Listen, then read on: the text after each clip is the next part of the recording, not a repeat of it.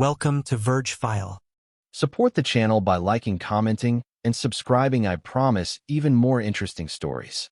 At 5:12 a.m., I left a note under her favorite mug and my ring on top. I'm leaving. Good luck with your debts. No scene. No speech. Just a clean incision where a marriage used to be. If you're listening for shouting, you won't get it from me. The hook is simple. She thinks I'm leaving the house. She has no idea I already left her holding the bill.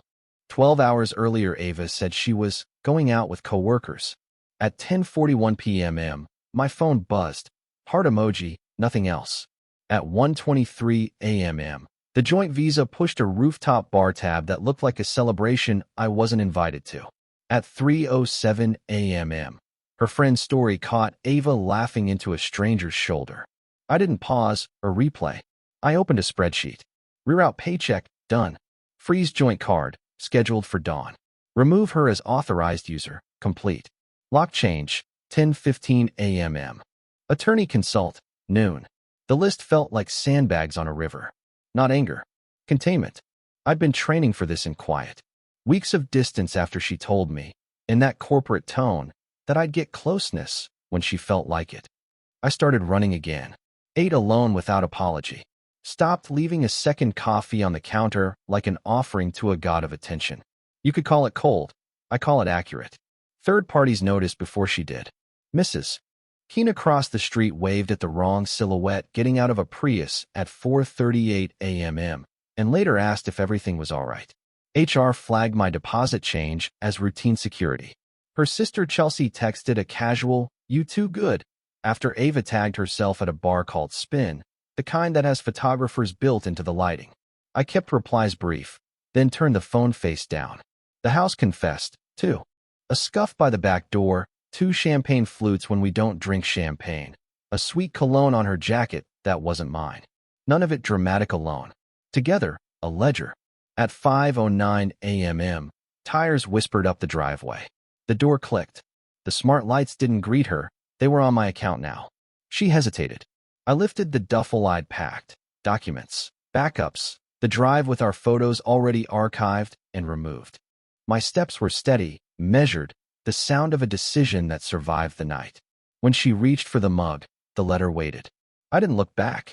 Men waste years auditioning to be heard. I stopped auditioning and started exiting. By sunrise, my phone looked like a slot machine losing control. Missed calls, stacked texts, voice notes that would never be played.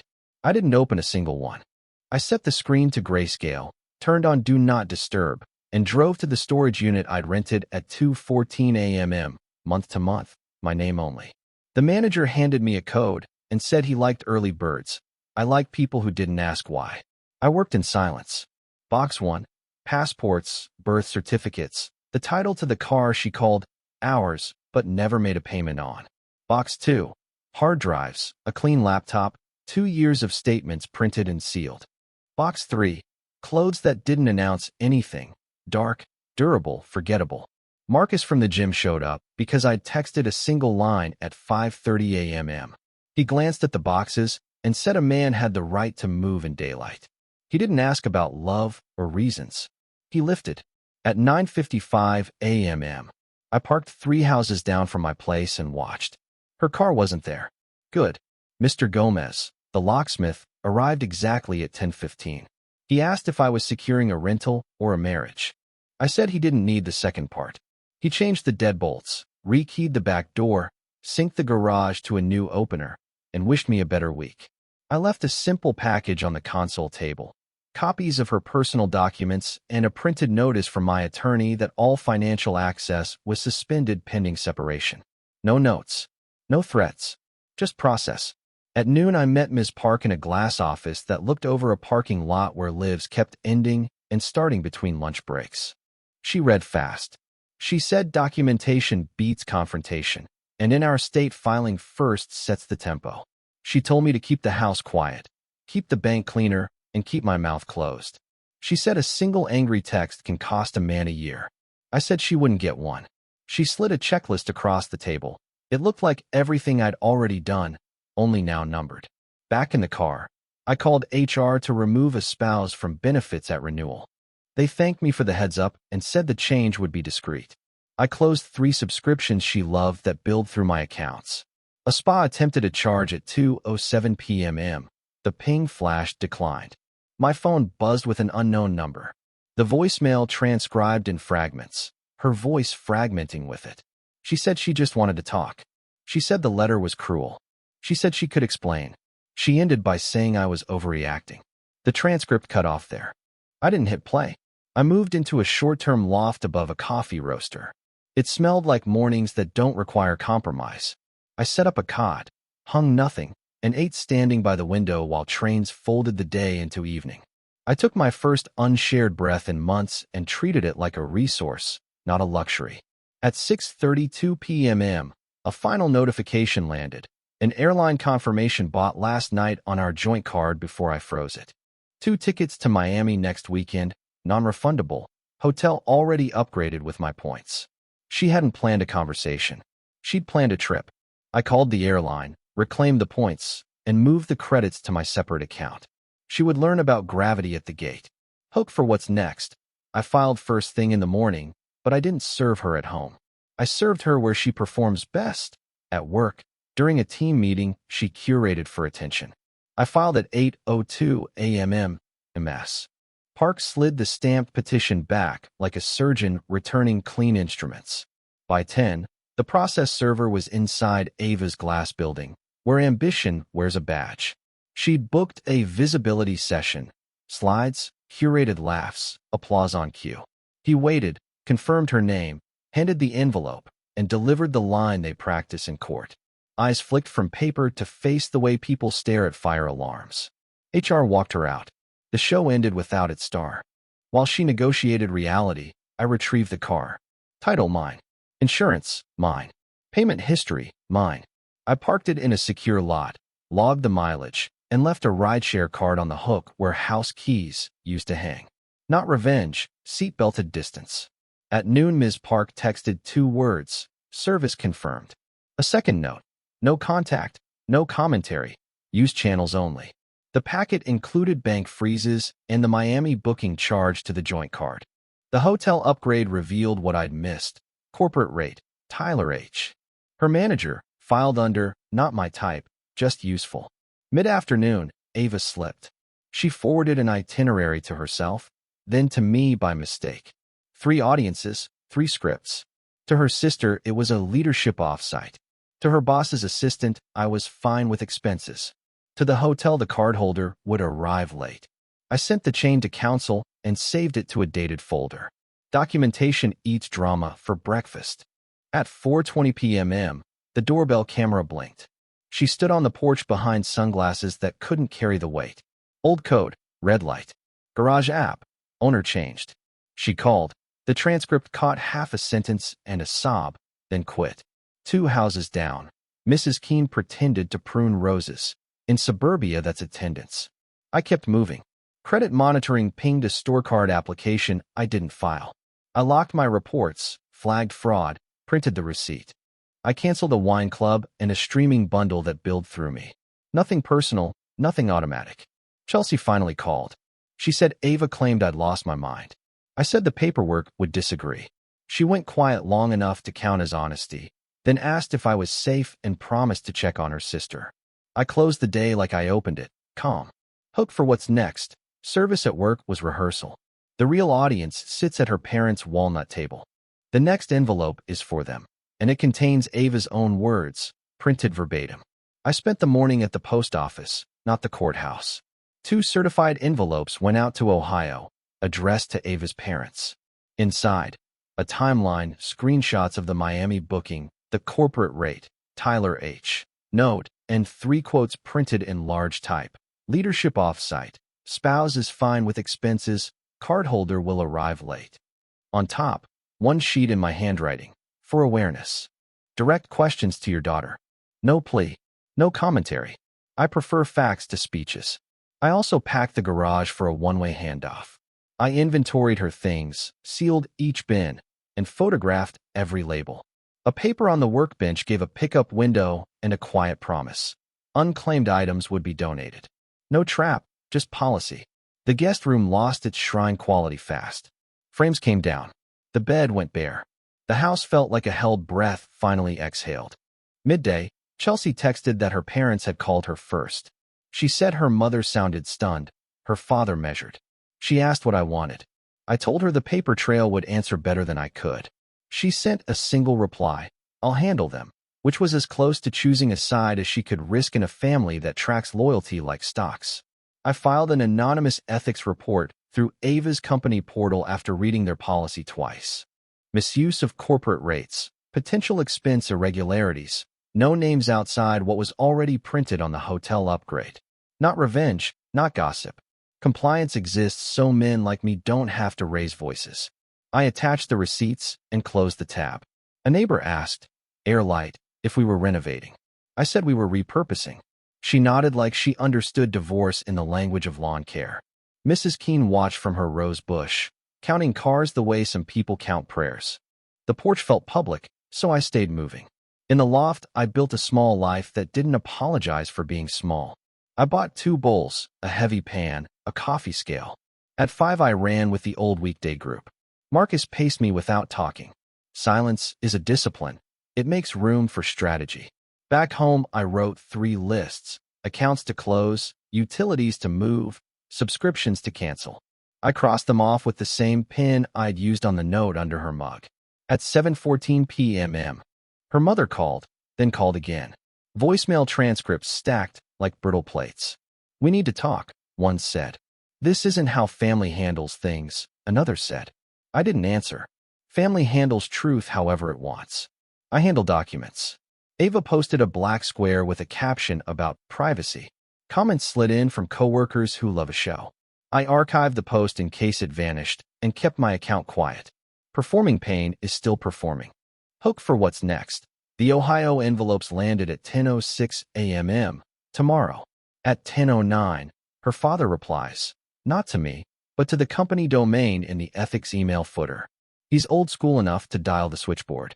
He asks for compliance. I don't need to be in the room to hear the silence that follows. At 9:52 a.m., the Ohio envelopes showed delivered. At 10:09, Ava's father did what I expected an old banker to do. He called her company's main line and asked for compliance. That wasn't my call to make, so I made none. I brewed coffee in the loft and let the grinder drown out any urge to narrate. By 10:30, Ava's profile photo vanished from the company directory. People don't disappear, access does. A friend in IT, call him Rylan, sent one line I didn't answer. Compliance locked her account for review.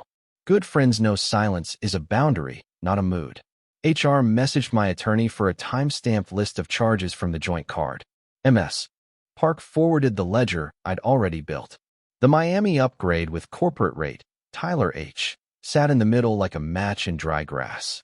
Titles don't matter to audits. Patterns do, and patterns are what I'd been saving. Around noon, LinkedIn chirped that Ava was out of office for a wellness day. Reality had scheduled a longer appointment. She posted a pastel quote about balance. I archived it, then ran stadium steps until my legs burned and my head didn't. The loft became logistics. USPS change of address confirmed.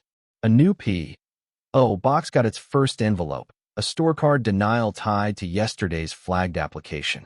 I set credit alerts to ping me before my pulse does. I bought a new number for accounts only. People can ring the old one as much as they like. Chelsea checked in with a text that felt like tree-off.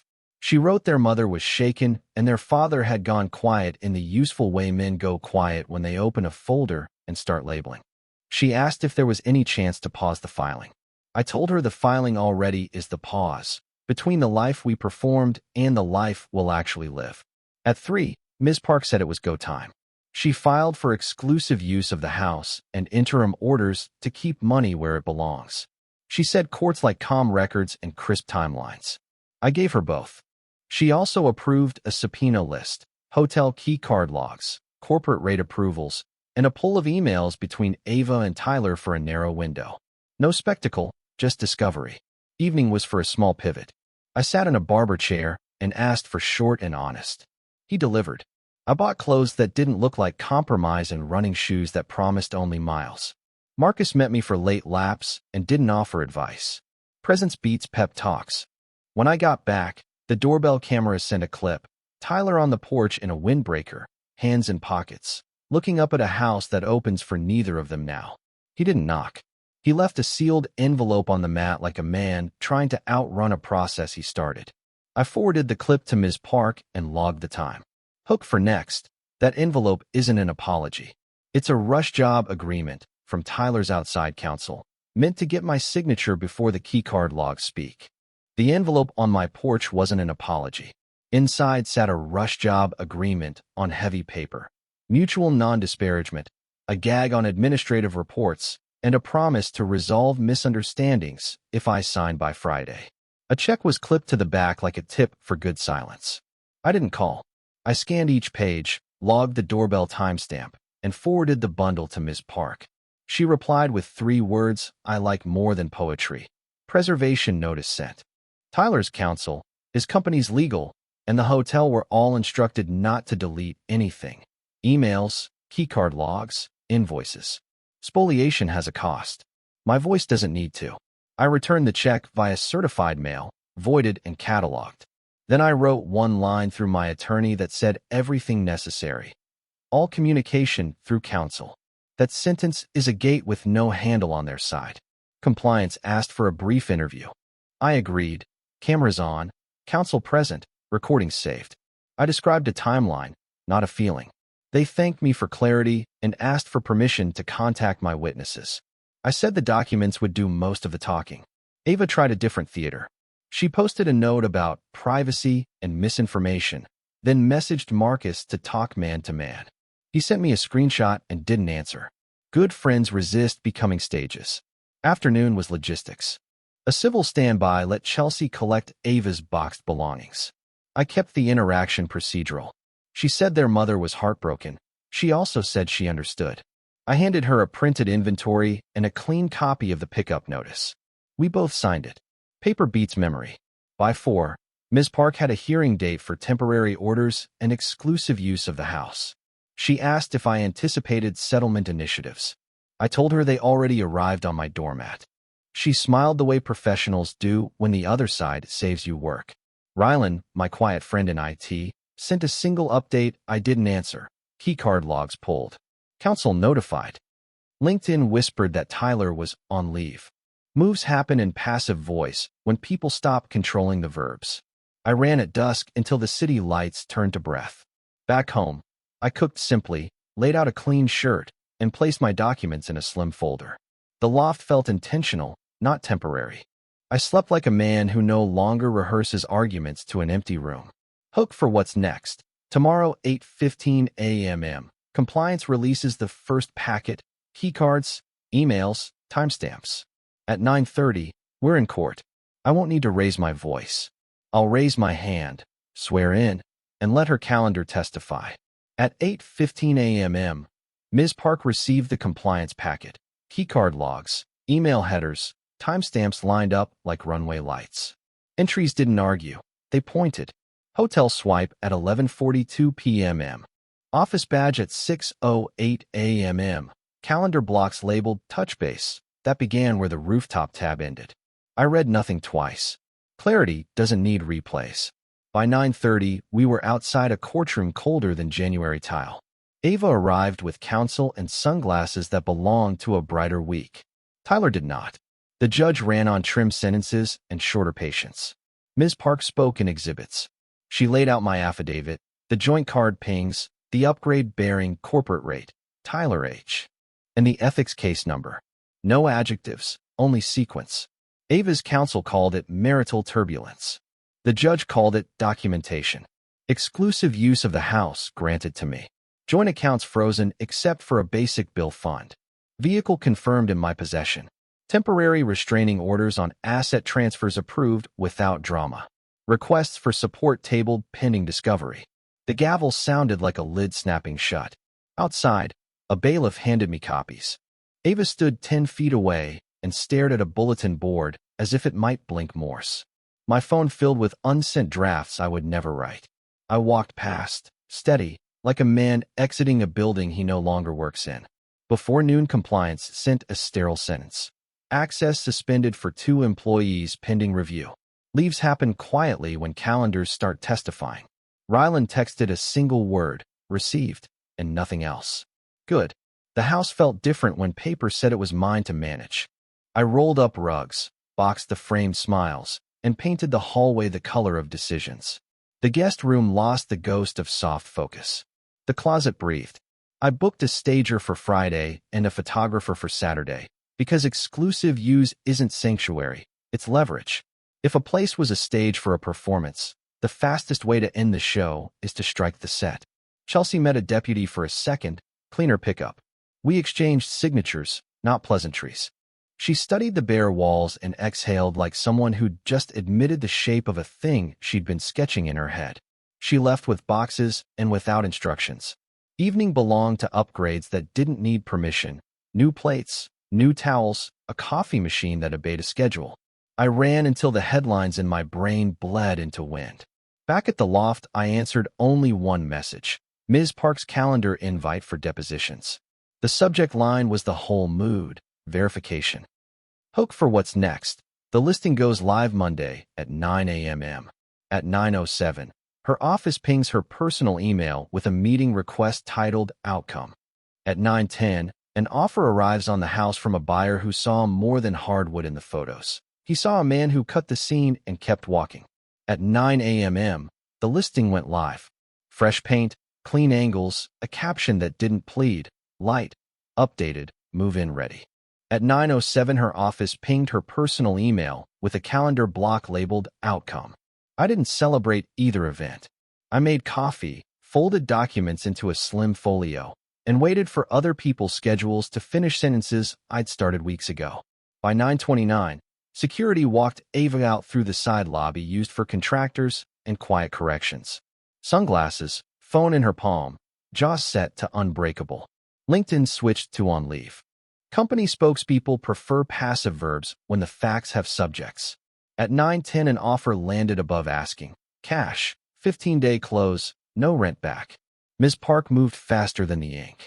She drafted a stipulation to sell. Proceeds to be held in trust pending division. Expedites closure, prevents waste, she wrote. The court signed it the same afternoon, a dry stamp that sounded like a door latching. I initialed everywhere and didn't keep a pen. The stager struck the set. Frames, gone. Pillows, neutral. The guest room finally told the truth of empty. Photos hit the listing. Showings booked 10 minutes apart, like breaths. I chose the first acceptable date for closing and set the utilities to end the same day at 5 p.m. No grace, no nostalgia. I kept the transformation small and relentless. Early run. Cold shower. Groceries without compromise food. I reclaimed an old ritual, refinishing a beat-up walnut desk I dragged from a thrift store. Steel wool, new varnish, slow patience. You can tell who a man is by what he restores when the noise stops. Her parents resurfaced in measured emails. Her father wrote that the family will handle its own. I routed him to counsel and archived the line under agreements I didn't ask for. Her mother sent 2 long messages about forgiveness. Paper does not blush. It also does not reply. Chelsea swung by with a deputy for the last pickup. We signed and dated the inventory. She stared at the for sale flyer, exhaled, and said her sister was reconsidering. I said nothing. Reconsidering is not reversing. Tyler's counsel tried again with a softened draft, no check this time. Ms. Park returned it unopened. Compliance sent a polite notice thanking me for cooperation and requesting no public comment while review continued. Easier than breathing. I signed the buyer's addendum at 6:40 p.m., closed the folio, and carried one duffel back to the loft. Key sat on the counter like punctuation waiting for a sentence. I placed them in an envelope and wrote a date on the flap, the day the house stopped being a stage. Hook for what's next. Saturday's open house isn't for buyers. It's for closure. She'll arrive expecting a confrontation. What she'll find is absence, escrow, and a final envelope that ends the conversation without using my voice. Saturday smelled like open houses, citrus cleaner, and new contracts. I arrived early, wiped the counters myself, and left 2 things on the kitchen island for the agent. Keys in a labeled envelope and a second envelope with Ava's name. The agent glanced at me and said, We're living 5. I said the house would do the talking. Then I stepped out, crossed the street, and watched from my car like any neighbor with time. Foot traffic started on the minute. Couples measured closets. A contractor checked crawl spaces. The agent narrated square footage while the listing did its silent work. At 10:17, Ava pulled up and parked illegally, sunglasses like armor. She scanned for me and didn't find me. The agent met her at the door with open palms and a practiced whisper. Papers were shown. Boundaries were explained. She asked. The agent said, "He isn't here." Truth is efficient when you let it be. She read the first envelope in the foyer. Escrow details, copy of the stipulation, pickup receipts, and the only sentence I needed. All communication through counsel. On top, I'd placed 4 lines she once used like weather. "You'll get intimacy when I feel like it." Her words, verbatim, printed without comment. She looked up, expecting a fight to materialize from air. The air stayed clear. Outside, Mrs. Keene pretended to walk her dog twice. Tyler drove by once and kept going when he saw the crowd. Real consequences dislike witnesses. My phone buzzed with 2 updates. Ms. Park, confirmation of closing date and wire instructions. Rylan, review concluded, status, separated. No fireworks. Administrative endings arrive like memos. By noon, the house had 3 solid offers. I authorized the best one and set a lockbox code that expires the minute we sign. The agent asked if I wanted to attend the open slot for storytelling. I told her the photos told enough story. I spent the afternoon finishing the walnut desk. Steel wool, varnish, patience. The surface took the light honestly, no gloss trying too hard. I moved it into the loft and set a single lamp on top, a deliberate absence where framed wedding pictures used to beg for attention. I booked a trail race I used to run before marriage turned into maintenance. Entry email hit like oxygen. Chelsea texted once. Their parents would pick Ava up and drive her out of the neighborhood. I thanked her for handling logistics and left the rest unsaid. People who need noise will call it cruelty when you give them quiet. At dusk, I did one last pass through the house. Lights on, doors locked, timer set to make it glow for strangers. Then I walked out empty-handed and didn't look back at rooms that had performed us for too long. Hope for the final part. Closing day lands at 11 a.m. Funds wired by 2 o'clock. Phone set to airplane by 3 o'clock. One last page to sign, one last line to say, and it won't be spoken to her. Closing day arrived on schedule, crisp and ordinary.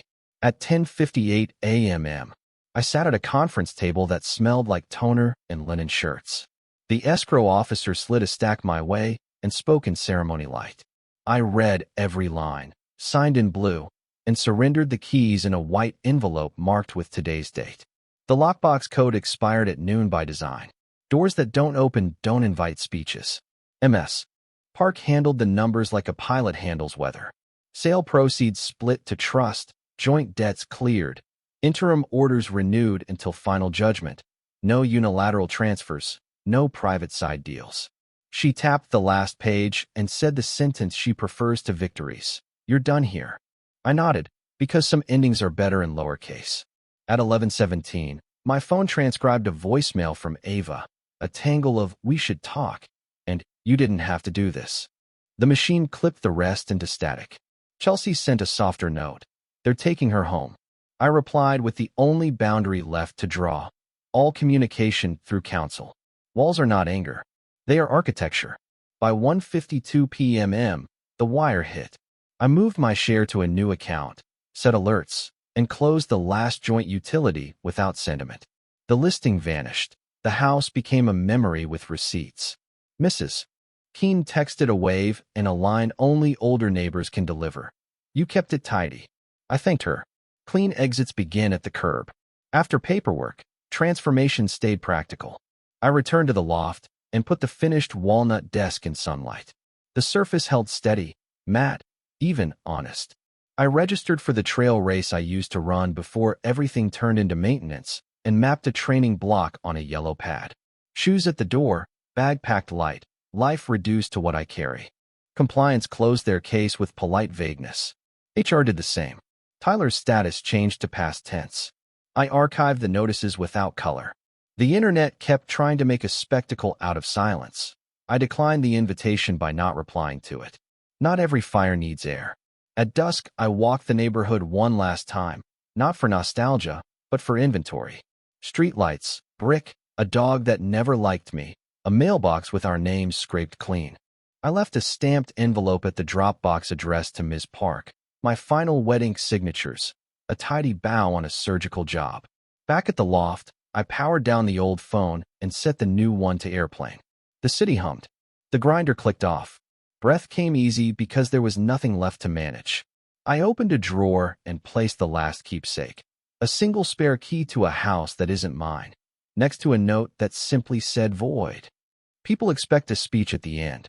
They expect a doorframe argument, a grand reveal, an apology read from a teleprompter. I offer none. The strength is not in volume. It's in vacancy. It's in what you refuse to carry forward. My last line isn't for her. It's for the space she no longer owns. I didn't disappear. I just removed the audience. Been through it. When they crossed the line, and you made sure they felt it.